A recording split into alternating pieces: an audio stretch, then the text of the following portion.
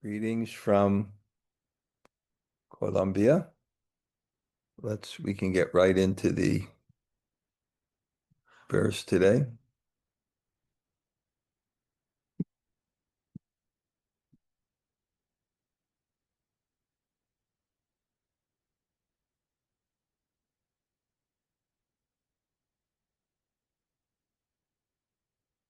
Reading from the Bṛhad-bhāgavatāmṛta, Book 2, Chapter 3. Om Namo Bhagavate Vasudevaya. Om Namo Bhagavate Vasudevaya. Om Namo Bhagavate Vasudevaya. Ask Diego if he wants, he can come to class. Horache vidyate śrīmad vaikuṇṭhālokane tava sarvābhīṣṭa-prada-śreṣṭhāṁ tam śrī Vraja-bhūvaṁ vraja. If you are in a hurry to see the divine world of Vaikuṇṭha, then go to Śrī Vraja-bhūmi, the place that can best award the fulfillment of all your ambitions. Purport: having received the mercy. Check something about the breakfast. Okay.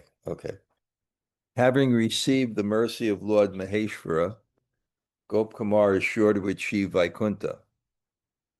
Meanwhile, he can proceed to Shiva Loka, from which he'll be able to approach Vaikuṇṭha in due time. But as the Vaikuṇṭha messengers know, Gopkumar is anxious to reach Vaikuṇṭha as quickly as possible. So after describing various related topics, the messengers now give the essence of their instruction. Gopkumar should return to Vraja on earth and there practice pure bhakti to fulfill his ambitions. Om Vijnana Timarandasya Gananjana Shalakaya Chaksurunmulatam Yena Tasmai Shri Gurave Namaha Shri Chaitanya Mano Bhishnam Stapitam Yena Bhutale Swayam Rupa Kadamayam Dadati Swapadantikam Panchakalpa Turubhyascha Kripa Sindhu Bhayevacha Patitanam Pavanebhyo Vaishnavebhyo Namo Namah. Sri Krishna Chaitanya Prabhu Nityananda Sri Advaita Gadadhar Shivasade Gaur Bhakta Brinda. Hare Krishna, Krishna Krishna, Hare Hare, Hare Rama, Rama Rama, Hare Hare. So greetings from, it was called Shamashram. What's it called now? What? Alta Gracia means high grace. Okay, name has changed a bit. So we'll try to put this in the context. We have Gopkumar's journey, and the theme of this particular book. There's one book, has 2 volumes. The first volume is Bhagavad Kripa Sar. I'm telling people I also have an audience here today. So Bhagavad Kripa Sar, the Bhagavad Kripa, the essence of God's mercy. And who has God's mercy is the one who has invoked the most mercy. We, just I say, by chanting, we can't create God, but by our effort we can attract God. So we attract God because yeyata mam papadyante tams tava. As we surrender, he rewards accordingly. It's mercy, but by your humility and your expression of need, I think, Catalina, I think you'll be more comfortable sitting there. It's fine. No, it's okay. It's okay. You move here so she can sit there. She'll be. It's better for the legs. It's okay. Yeah, it's still mercy because you haven't earned it. But in one sense, you can earn it, but not earn it, but you can't earn it because you're not qualified. God is so great. This is one of our conceptions. That's why in Bhakti, Utsaha Nistya Dharya, you have to be patient. You can't expect the full manifestation of God immediately by our meager effort. So we have that concept. It's such a great thing. But it's so great that it's merciful. And therefore that gives us the hope that we can achieve something way beyond our qualification by our sincere hankering. And that's actually the process of our spiritual practice. I've said that this place is great for me for like chanting and get up early. And when you're concentrated, you go to a certain level and then you hit a block. And then you look, what is the next step? And the next step always seems insurmountable. Otherwise, you'd be there. When you look at what is my next step, it seems impossible. But then you get confidence because you enter the life of prayer. So as you're chanting, it's hopeless, but there's hope. It's called Ashabandha. Ashabandha means in bhakti, your hope cannot be bound because of God's mercy. So who has so the story is who has the most mercy of God, and there's a whole story to show that. Who has the most mercy of God? The people who want God the most. But in this book, which is to present the goal of Chaitanya Mahaprabhu's teachings, to actually come to that level and understand that level of the spontaneous devotion of the residents of Vrindavan, it's a challenging thing for people to understand. And therefore, Sanatana Goswami does it from another angle. And then the second book is another story which we're following. And the theme is Goloka Mahatmya, the glories of the highest abode of those devotees. And we've been following Gop Kumar's journey. And in that journey, we're still right now in this place called Mahakalapur, which is called the abode of liberation.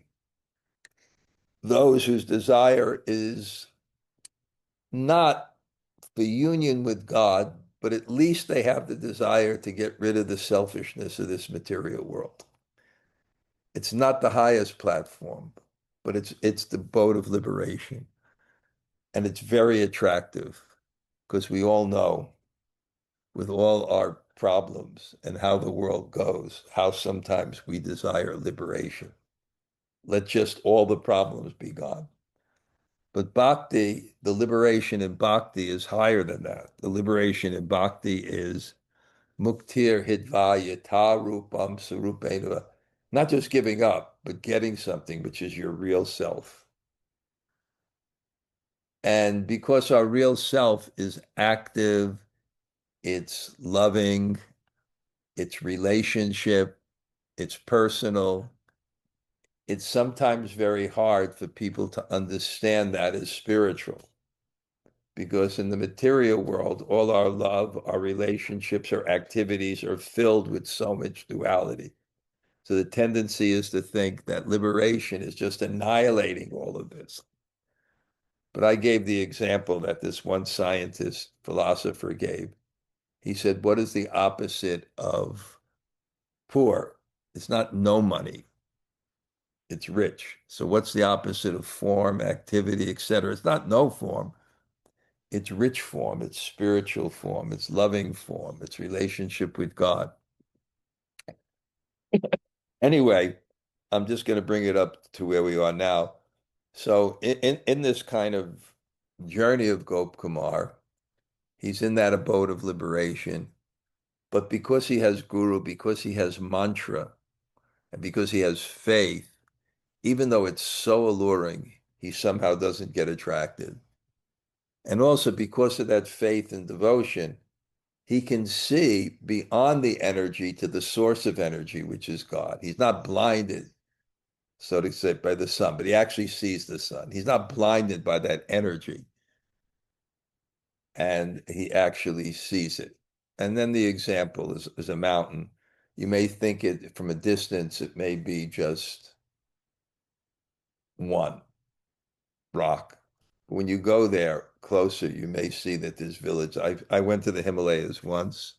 It's probably the only time I'll go in my life because these bus drivers at that time, there's no railing on the road and they're just driving around and you look over the cliff and I think it's better now.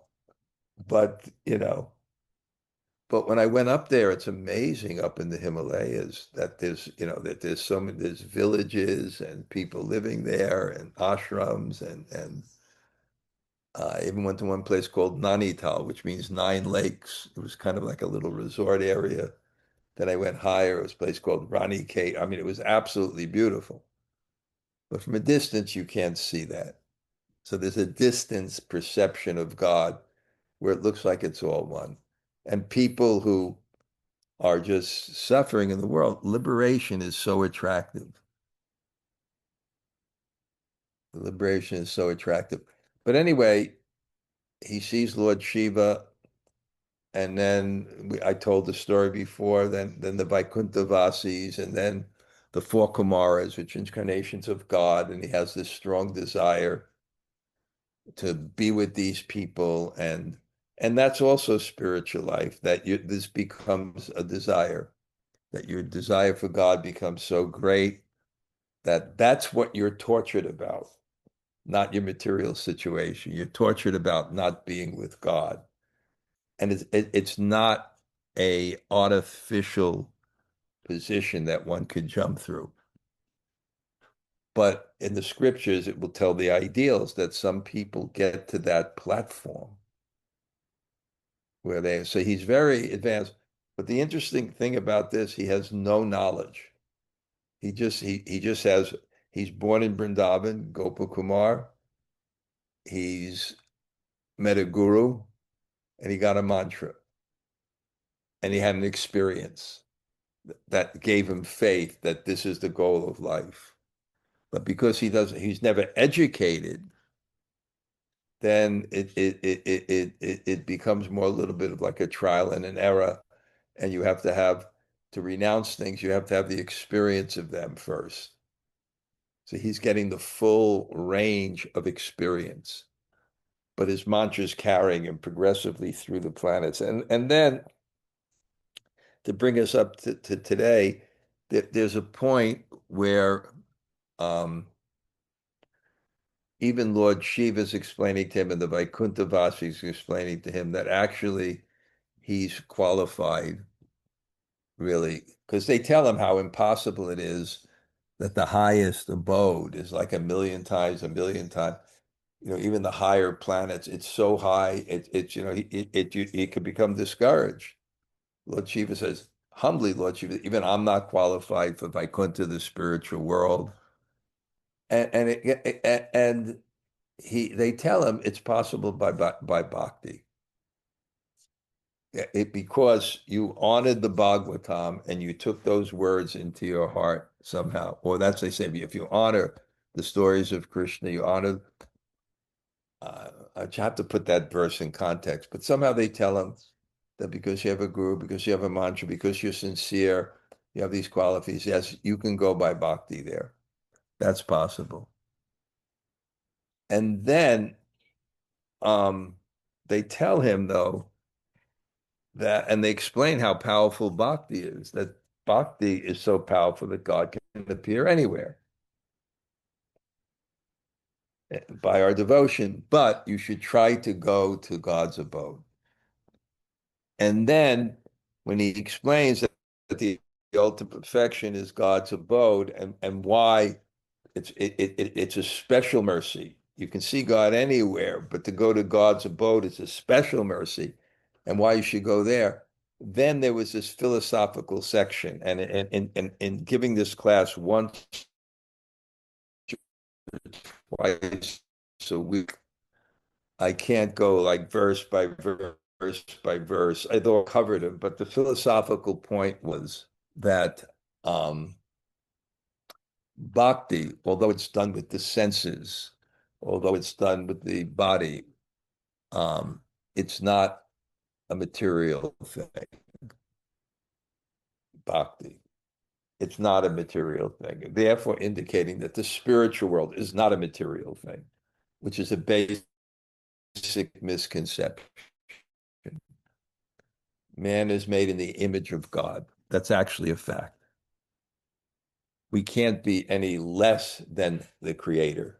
The creator has personality. How can you deny those qualities in the supreme?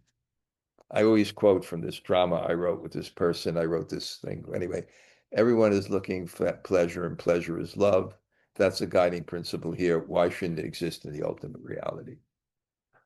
And love entails an exchange. So there must be an exchange. And our concept is the whole concept of beauty is for the expression of love, that you want to please people. So why should you take that concept that is so real here, the expression of love manifesting in beauty, and why should you deny that in the ultimate reality? And because people in the world are suffering and the scriptures just want to get them out of that self-centered conception, there's a lot of impersonal encouragement. Gop Kumar and Sanatana Goswami, who's writing this book, has to make this clear. And so he's explaining all these things to him. And then we come to today's verse that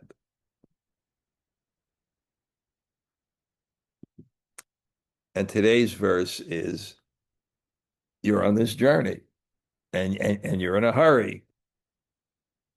But sarvābhīṣṭa, but all your ambitions, the best place to award all of your ambitions is to go to Vrindavan. And even we have this Chaitanya Charitamrita when Krishna's Kaviraj Goswami was told by his guru, go to Vrindavan, all your desires will be fulfilled. Go to Vrindavan. You want to expedite. It has a special potency to bring devotion into your heart. And that's the ultimate platform of liberation.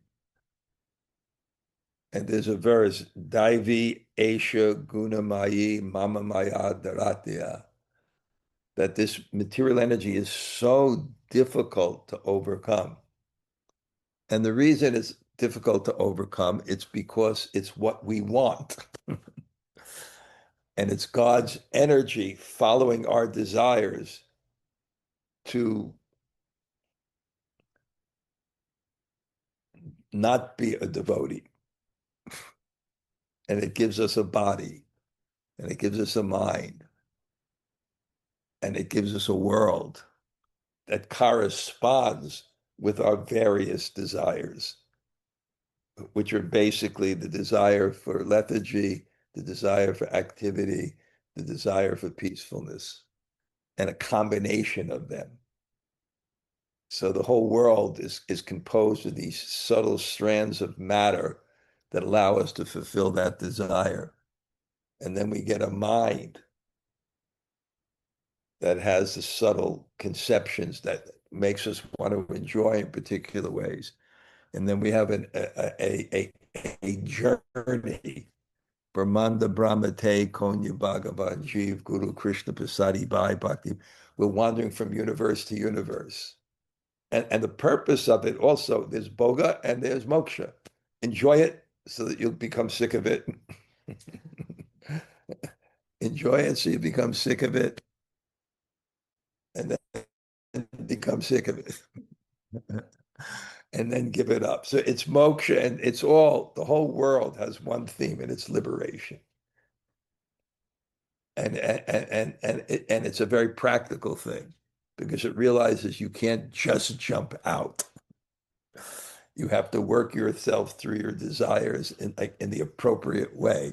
There's systems of being purified. And that sometimes becomes a little bit difficult to understand because it promotes liberation. Then you think, well, let me just give this whole thing up. Right? But no, you have a nature and things, and there's a system to work through it. But first, get transcendental knowledge and develop the goal or the desire. In Bhakti Lok, Bhaktivinoda Thakur describes the difference between a devotee and a non-devotee. In that culture, when in a pious culture, he said there's not basically a difference of how they live except for their objectives. And your objectives determine how you move. So, but he says if you want to expedite this process,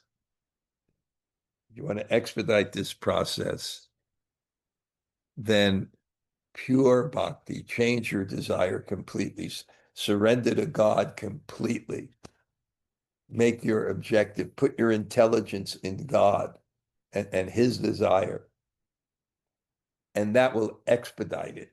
It could even change your external circumstances or give you the intelligence how to work within your circumstances.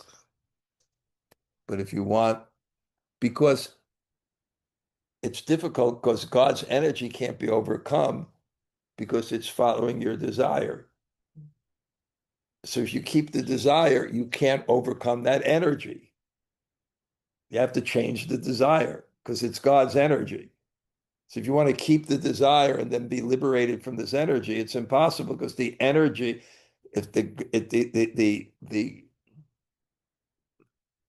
energy is following your desire. But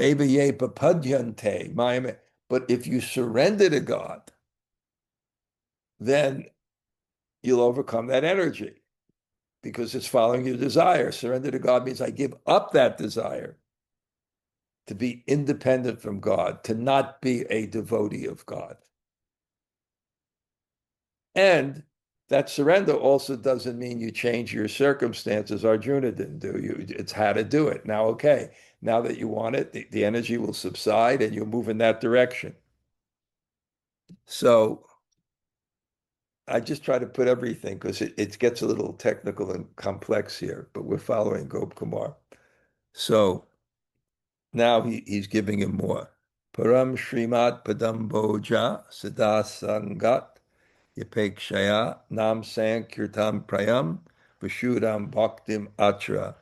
Simply practice pure devotional service, mainly in the form of Nam Kirtan, with the hope of gaining the eternal contact of the Lord's divine lotus feet. Purport: Bhagavan Nam Kirtan, loud chanting of the holy name of the Lord, is the most effective way to achieve Vaikuṇṭha, or whatever else one may desire, but the chanting must be practiced in pure devotion, unmixed with the motives of karma and gyan. So what Prabhupada taught, it's a very, very special. Different groups, even from Bhakti Siddhanta, may emphasize different things. Some people are more scholarly, but Prabhupada really gave Prem Kirtan. And Prem Kirtan means when you actually chant. I always tell this story about my disciple, Akinchana Krishna. He's a very good musician.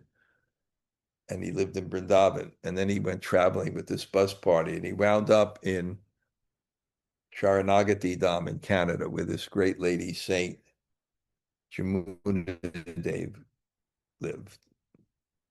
And he came in and she greeted them because they were all young people at the time.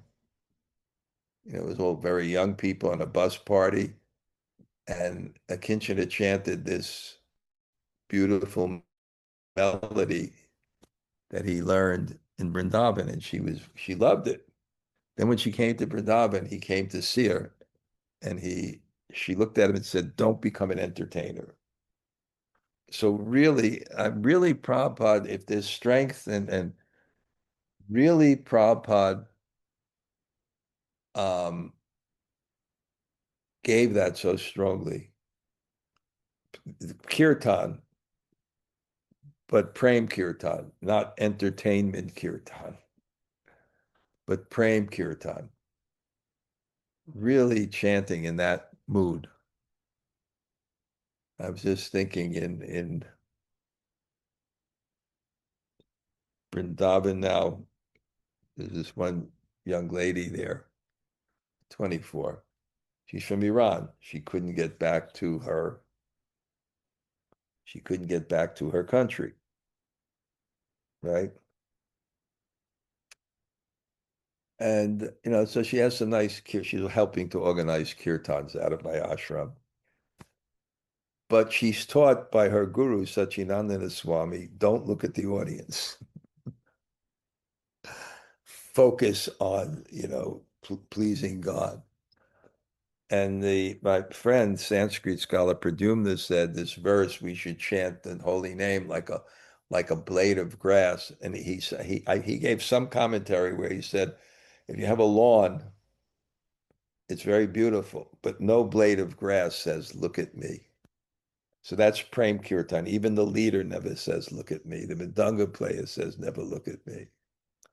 And that type of offering of kirtan, because sound is the most absorbing object of the senses on the mind. Sound becomes so absorbing, right? In the Bible, chant the name of God, his name alone is sufficient.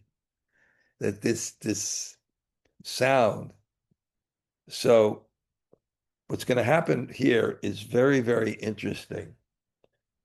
Previously, this Gop Kumar was in a place called Tapaloka. And that was the planet of the ascetics. They just meditate all day. And they see God. They see God in the heart. But they were really preaching to him really strongly that Smaran is more important than Kirtan. And you would read, I went over that, you read all these verses. Now, what's happening, and this is I think the Vaikuṇṭha Vasis talking to Gop Kumar. If I can go back, I'll just see. Anyway, I think it's the Vaikuṇṭha people from Vaikuṇṭha.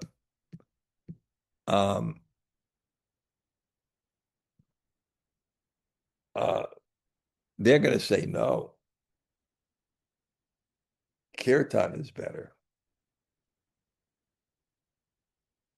And it's very, very interesting because they're not going to deny what these other people say. They're just going to say something different. Because sometimes there's different truths and different perspectives. I was thinking that we say that there's 4 Vaishnav sampradayas, right? There's 4 Vaishnav lines. And they're all bona fide, but they have slightly different conceptions. And there's different perspectives of reality. There's different, somehow even of God, or there's different perspectives on people, right? Catalina, you're a mother, but to me, you're a student, right? So it's a different aspect, but they're both reality. So somehow or other, there's this kind of, so they're going to promote kirtan now. Tiyasu tadvasi prema sampad utpadyasyate yayasukam te babita vaikuṇṭhe Krishna darshanam. By that devotional service, you will soon realize the treasure of prema, and you will easily see Krishna in Vaikuṇṭha. So this is our philosophy. The Bhagavatam ends with Sankirtan. It begins with Sankirtan. One of the last verses is Kaler Doshe. Doshe means fault, this ocean of fault. Kaler Doshe, that hey Rajan, Eko Asti Mahaguna. But there's one good quality. Kirtanadeva Krishnasa, by chanting the names of Krishna, by chanting the names of God. Mukta Sangam Parambraje. You can get liberation. So you will easy, asu, quickly, you will get prem sampat, the treasure of love of Godhead. Because what is the treasure? Prema is love. It's God's loving energy. So it's how God enjoys, because the essence of the Ladini Shakti, God's pleasure potency, is Krishna Prem. So it's love. It's love of God. That's his pleasure. So, but the nature of love is that if you love someone to please them, that you feel that energy more than the person. So our philosophy is the devotee enjoys more than God in that spot, because he's the object of love. And the devotee is the subject of love. The devotee is the lover. God is the beloved. So it's quickly that treasure of prem, then easily you will realize sukham very happily and very easily. It's an easy path. Susukam, kartam, avyayam. It's joyfully performed. Other paths are not joyfully performed because the goal of the path is the pleasure and not the path itself. In the process of jnana, it's very pleasurable if you get liberation, but you have to perform very much austerity. And karma, you'll get some material fruit, but you have to perform so much sacrifice. And if you want to get your PhD, to get a good job, you have to suffer first. The study is not the pleasure. But the nature of bhakti, if you do it for an objective, it's not bhakti. If you do it for a goal, it's not bhakti. So the activity itself, ahoitaki apratiyata, it has no cause outside of itself. It has no cause, there's no motive outside of itself. I'm pleasing you, I'm loving you, not to get anything. So and what you get is love. So bhakti sanjayate, so the process and the goal are the same. So, and then bhavita, there will be Krishna darshanam. There will be the sight of Krishna. And then the purport said, pure love of God is the most sublime wealth. How can it? Because it's God's pleasure. As Lord Brahma says in Śrīmad Bhāgavatāmṛta while describing his own vision of Vaikuṇṭha, persons whose bodily features change in ecstasy and who breathe heavily and perspire due to hearing the glories of the Lord are promoted to the kingdom of Godhead, even though they do not care for meditation or other austerities. So this is the process. Prem nontar angam kilasadanotamam manyeta kaischit sparanam nakirtanam ekendriya vachi vachetane sukham bhakti sparatyasu hikirtanaitmika. Some think that remembering smaranam rather than chanting is the essential means of devotional practice, the means that most effectively leads to praying. For bhakti in the form of chanting appears very quickly and easily, and only in one sense, that of speech, which is not itself alive and conscious. So this is their argument. It's too easy. It can't. It's too easy. Anyone can do it. Right? It says just as you can take month bath in the month of Magh, anyone can take the bhakti. You can't take the gyan. You have to be renounced from family life. You have to perform austerities. You have to.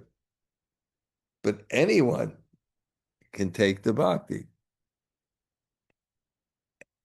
So I got to read the purport because this was the opinion expressed by the masters of yoga on Tapi Loka, that of all the forms of devotional service, the best is smarana, remembering. Pipalayan and others insisted that remembering the Lord rather than chanting his names is the most essential means of attaining prema. They reasoned that kirtan involves only one sense, that of the speech, which is one of the karmendriyas, or an unconscious material entity. And since the kirtan process is perfected very quickly, its results must be less than that of smaran. So if it's true, the process means to think of God and never forget God. So ultimately, it's the mind. But the question is what's the best way to remember God? Is it to do kirtan and chant his names? Or is it to just cut off all other senses and engage in remembrance? So in Pipalayan, they're Tapaloka, they're saying, no, just sit up straight and just go right for the mind. And when the mind is controlled, then everything else is controlled. Well, kirtan is just dealing with one of the senses. So they made these arguments before. Bhakti prakrista smaranat mikasmin savrendriyanam adipe vilole gore balishte manasi priyasai nate visambhati vishoditeya. Superior bhakti in the form of remembering, they think, appears within the mind, that turbulent, frightful, and mighty chief of all the senses. When by serious effort the mind has been brought under control and fully purified. So their basic argument is only when the mind is controlled can bhakti become successful. And therefore smaran, remembrance, which deals with the mind, is much more effective. Purport, everyone has experience that the mind is difficult to control. Subdue and purify it is a great achievement, because the mind is the rule of the senses. When the mind is controlled, the functions of the senses, including kirtan, are also controlled. And so the opinion of the people of Tapaloka, one achieves the highest perfection by controlling the mind and engaging it in remembrance of the Lord. That's there. And it's also our main principle is to remember Krishna and never forget him. So that's true, but what is the best process for it? Manyamahe kirtanam eva sattamam lolat makaika swadi swahidi sparatsvate bache swayukte manasi shrutautata divyat param ap upakurvad atmavat. But we consider, now this is what our people are saying, but we consider chanting to be alone the most effective form of bhakti, better than remembering, which appears only in one's own turbulent heart. Right, Gopi Gita, when we had the kirtan with Jai Jagannath, the lights and the little, it was so easy to be absorbed, right? It was so beautiful. So for chanting harnesses not only the faculty of speak, which engages directly, but also the mind and senses and hearing. And chanting helps not only the person practicing, but others as well.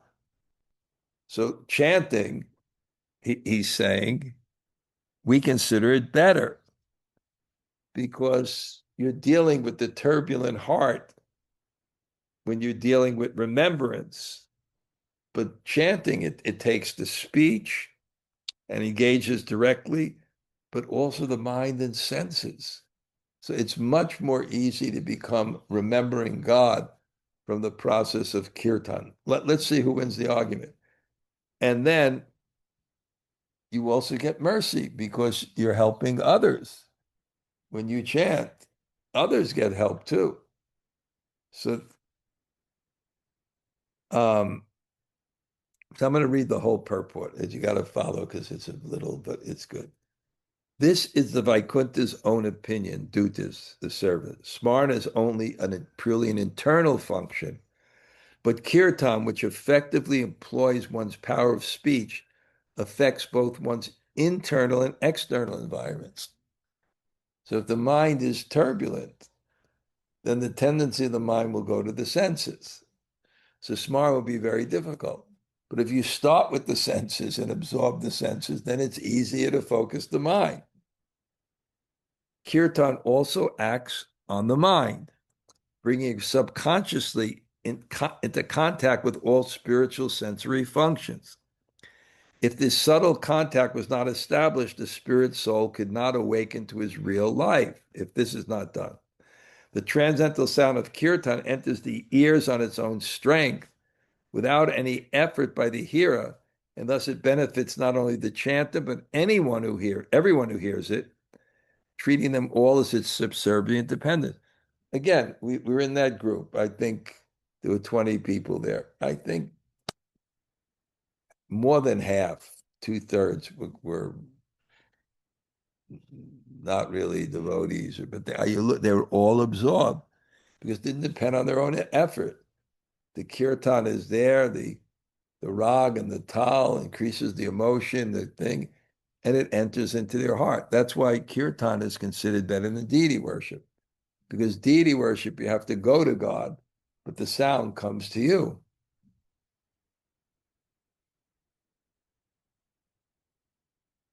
The process of remembrance does not have such power. In fact, as long as the mind's fickle character has not changed, smaran cannot manifest fully. When we realistically consider the relative value of smaran and kirtan, we find, therefore, that the difficulty of performing smaran does not make smaran more important.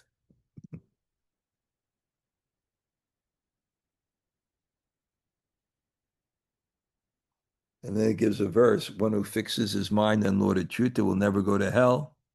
Indeed, by thinking about him, one will attain heaven. Is there any wonder then that when Lord Achyuta's glories are chanted, all sins are destroyed? So it's much more powerful.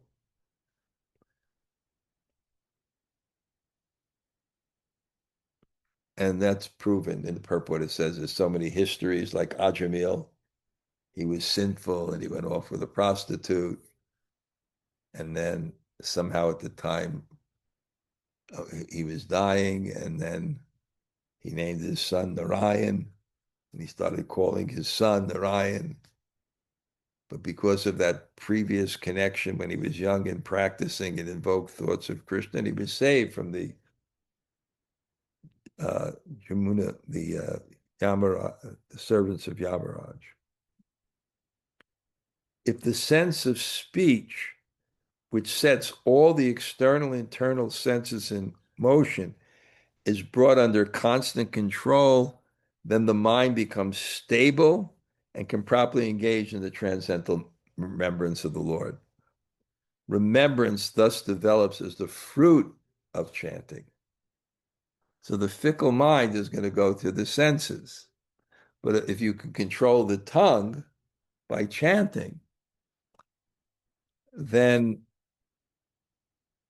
the mind is brought under control. And I see that. I see that. I saw that Friday when we had kirtan, how everybody became yogis.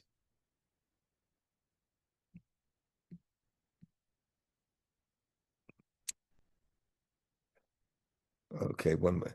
Evam prabodhyana vritir matache budye drisham tatra vivechaniyam jnanam parispurti visheshanishta sambandha matram manasasmitirhi.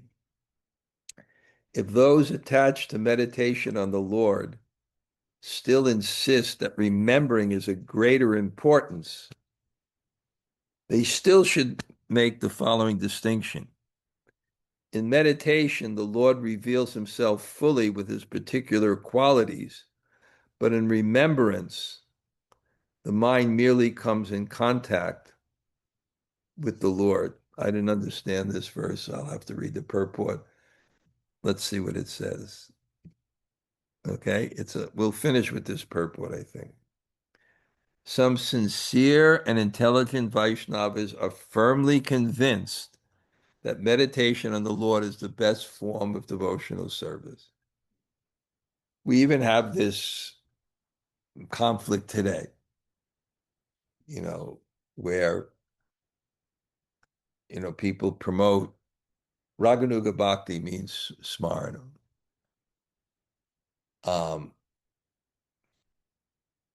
And, kirtan is minimized a bit. Or it can be. Since they perceive an authentic spiritual taste from their meditation, their opinion must be honored. But as the Vaikuṇṭha Dutas here suggest, their opinion should be adjusted to make it exactly correct. So it is correct that meditation on the Lord is the goal.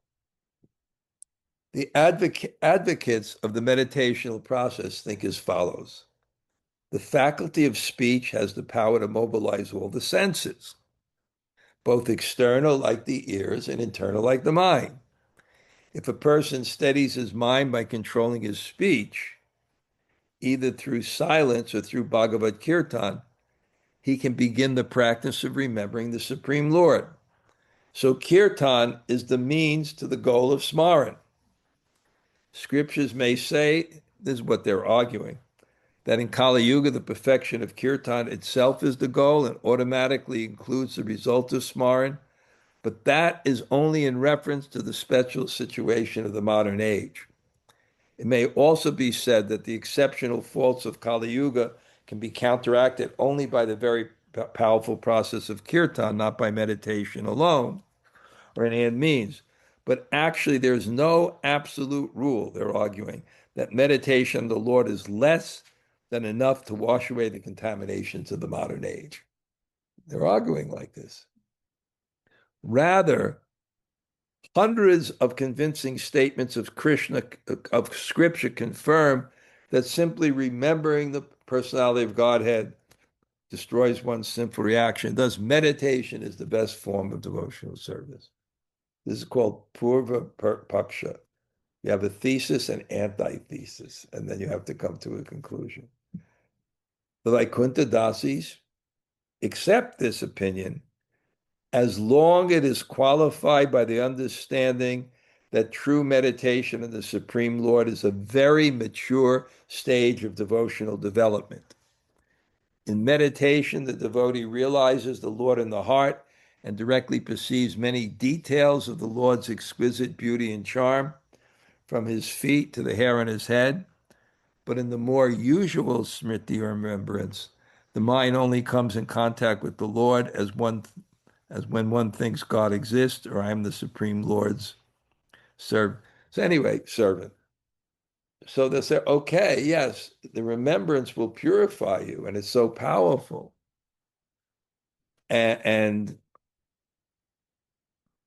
But it's a very, very mature stage.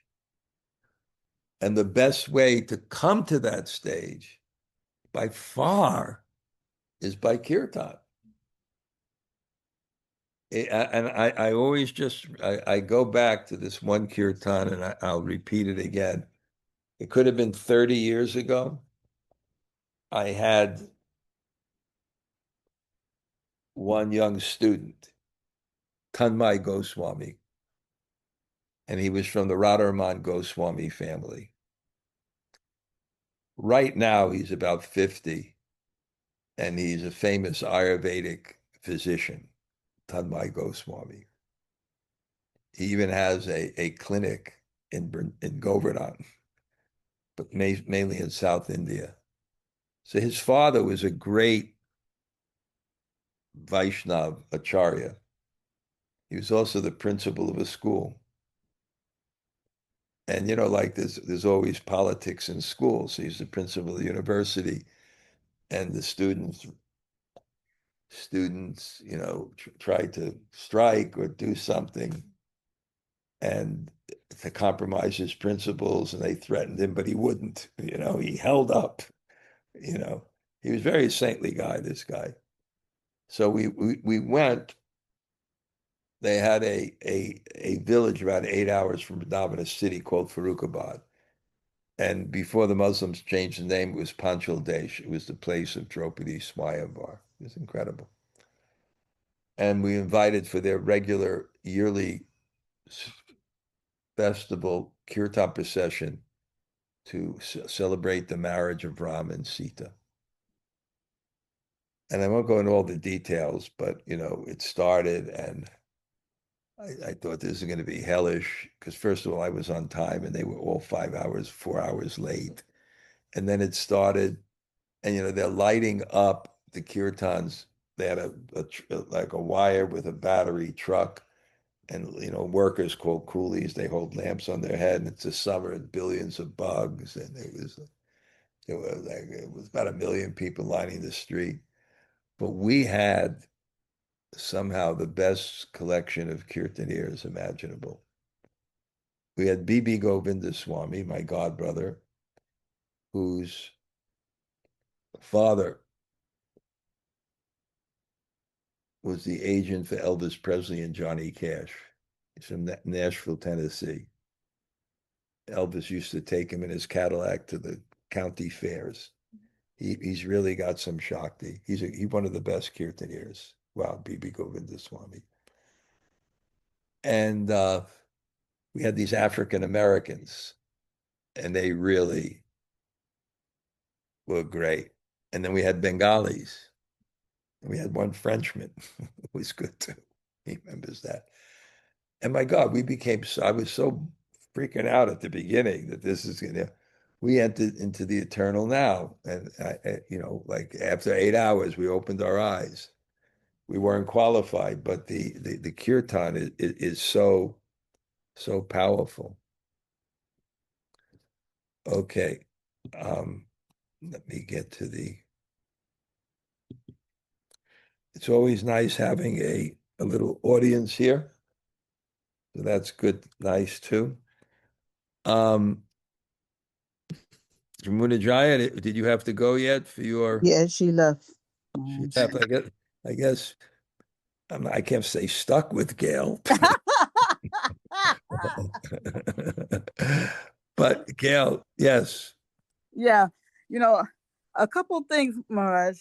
At one point in your lecture, I was going to ask you, and I still want to ask you, when you were saying that, we don't perform devotional service to get anything, but I was thinking, but unless that what we want to get is, how should I say, a more loving relationship with God. We've gone into this many, many times, Gail. And it's the same point. The point is when you desire love, is that selfish also? Right? It's still something I want very, very strongly. So you can't deny desire, but desire can be pure. Desire can be, I want the pleasure of someone else. Yeah. Well, I have to say a kind of super soul experience that I had when I was thinking of that question. I read this quote, looks like it's from Ayendra Prabhu because his picture is in back of it. He said, "We do not use the holy name of God for our sense gratification or material purposes. We chant the holy name without any personal ambition, simply to glorify and serve the holy name. If someone gives you money for doing kirtan, you should cry and think, I wanted Krishna prema, but all I got was lousy money." Yes, exactly. Yeah. That answers your question. Yeah. Next. Yeah. Just one other thing, Maharaj, was when you said, Gail, when I said next, just for your husband, let me tell one Rodney Dangerfield. Okay. Yeah. He probably heard this one anyway, right? Mm-hmm. He goes to the psychiatrist and he lays down. He said, "Doc, no one pays any attention to me." Next. Yeah, good one. I'm gonna see if he knows that one. He knows it. He knows it. He's got his PhD in that. Yeah. So Maharaj, when we said that the holy name, you were reading from the purport, and you said that the holy name enters our ears by his own accord, not by our effort, right? And so I'm trying to think of what that means when it comes to the fact that, when, for one thing, when we find ourselves being inattentive, what it means there, and also the fact that we are uttering the holy name with our vocal cords. So it kind of gives the illusion that the holy name is entering our ears. I guess it's a question of language and how things are presented. But I think the idea behind that is that it's not dependent on our effort. I give you an example. There was this famous scholar who met Prabhupada. What's his name? Joseph Akano. And I met him in Vrindavan. And he was in the middle at this place, Jai Singera, which is the place of Srivats Goswami. And he was complaining of the loudspeakers in Vrindavan. And he said, it's like you're not hungry and someone's shoving a banana down your throat. So it has some sense that it's not completely dependent on yourself. So yes, that I always make the point that perception is dependent on attention, but it's not always dependent on attention either. Especially, and that's why maybe this is a point why Nam Sankirtan, loud chanting, Krishna Kirtan, is so powerful. So then, right? What is the relationship between our uttering the name and it entering our ears? Sometimes, like the verse Vasudeve Bhagavati Bhakti Yoga Piyojita Jnana Yasuvra, that automatically we get Gyan and Vairagya by chanting. But actually, if you look at the verse, it means by a little effort. By a little effort. It's not just, it's so much easier to become renounced in a bhakti sense. And you can see that when someone actually has love for God, then it's a little easier, but it doesn't mean there's no effort. Mm-hmm. Okay, Gail? Okay. Mm-hmm. I can sense you want to move on, so okay. Maharaj says, Yudhisthira, I have a question when you're done with. Okay, I'll just say one more thing. When Gail is done. Gail. Yes. Gail, it was nice to see your daughter at the installation of that Lakshmi Nrsimha. Yeah. Because I'm saying everybody's getting older, so it's nice that your daughter's become such a devotee. She's when she's gracing the family for a couple of weeks before she goes traveling and preaching. Yeah, she's not even here now. She's doing the Color Fest in Las Vegas. And before that in Utah. Okay. She's not even here now. Is she going to see Karuna Purna and Joel Kaley? I don't know. They live in Utah. Okay. Okay. All right. Yeah. Okay, Gail. I think why don't we do this? When I get back to the States, why don't we have a call and you can have any of your questions as much time as you want. Okay? That would be so sweet. Thank you so much. Let's do that. Let's do that. Okay. Okay. Yudhisthira, you had some point? I do, but before that, maybe you can just dedicate one of these sangas to Gail and we can all listen in. Anyway, I wanted to ask, so, we You're hear my all new this. best friend, Yudhisthira. What's that? Good. What's that? I told Yudhisthira he's my new best friend. Call me anytime. But he's making an enemy of me. I know. I knew you would think something like that. Okay, go ahead. So we hear all the time, it's not imposed that I just want to serve my guru life after life. That's my. Yeah. But yet, when you were discussing prayojana being something that almost inappropriate. Is it just an awareness, and we just chalk No, it it's up not, to it's not a inappropriate. Veda tattva? What do you mean? No, the prayojana, there's three aspects of our philosophy. Sambandha, what is Right. our conception of God? Conception of reality, it's God and his energies. Abhideya, what's the means to realizing it? That's bhakti. And prayojana, what is the experience of doing so, which is priti or prem.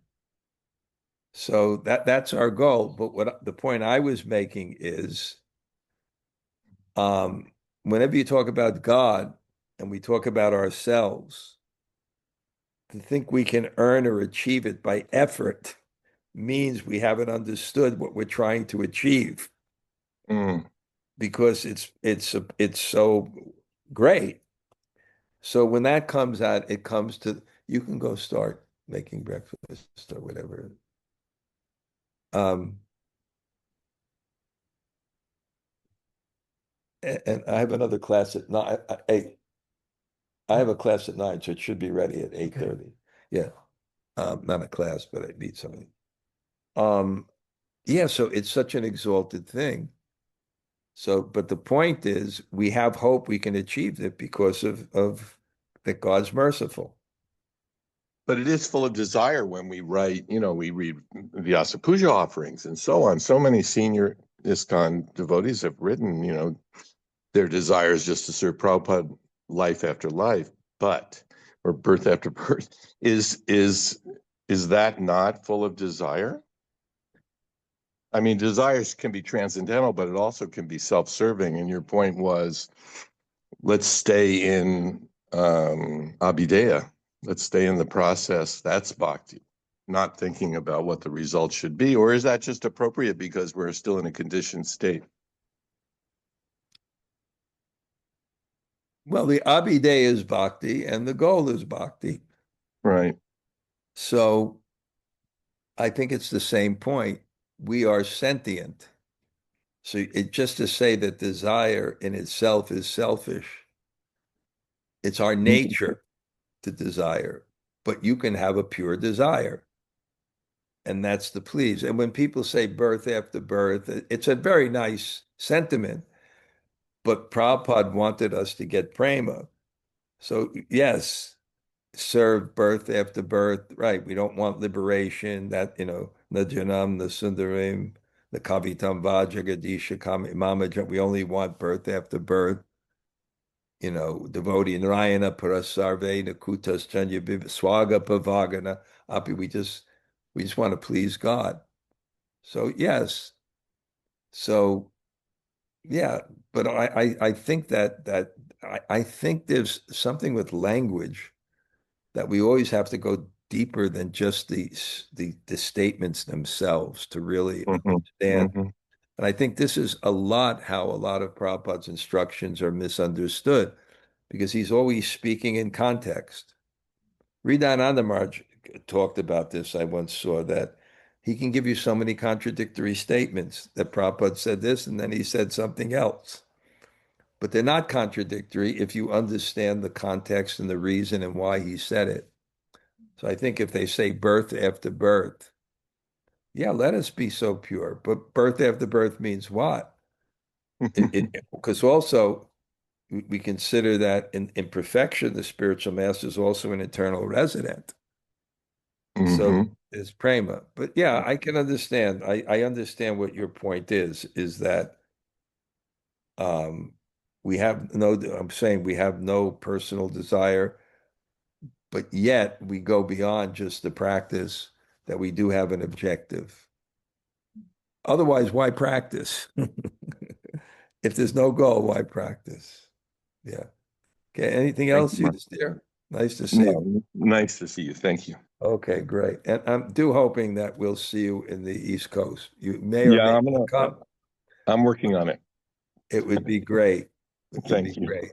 I'm I working think on you'd it. really like our retreat. And Sri Rupa told me that Indra Nilamani and her daughter's coming. So Oh, that's sweet.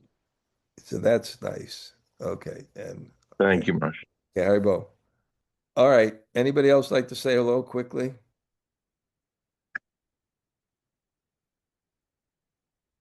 Hare Krishna Maharaj, Lal Govinda. And Braja, thank you for class. Great to see you guys. Okay. Yes. I'll see you again in just a few weeks on the 10th. When do you come back? Well, I'll come back first. From here, I go to Bogota on Monday, and then Friday, I'll go to the Boca Raton, Oh, okay, yeah. the Goloka Vrindavan for my people. And then on the following Tuesday, I'll go up to Super Soul Farm. Oh, very nice. Yeah. And we'll see you in May. Then I'll come back. Yogamaya Shakti will drive me from the retreat to Super Soul to Govardhan Lal and Jai Subhadra. Okay, great. Thank you so much. Hare Okay. Krishna. Haribo, nice to see everybody. Hare Okay. Krishna Maharaj, Śrī Vraja-bhūmi here. Thanks for the class. Oh, I'm so happy we're going to see you guys up at the retreat, huh? Yes, we're looking forward. Wonderful, wonderful. Thank you. Okay, Haribo. Okay, just looking at the list of all the people that have attended today. That's so nice. Okay. Hare Krishna Maharaj, Krishna this is the Maharaj. Malatarada. Hey, Haribo. Hare Krishna Hare Maharaj. Krishna I'm Maharaj. see you. sure, Haribo. Nice to see you. Good, Maharaj. Nice to Maybe see you we too. should catch up maybe next week or something. Just me Okay, and you, Maharaj. and maybe Arjuna translates. We'll try to make it time.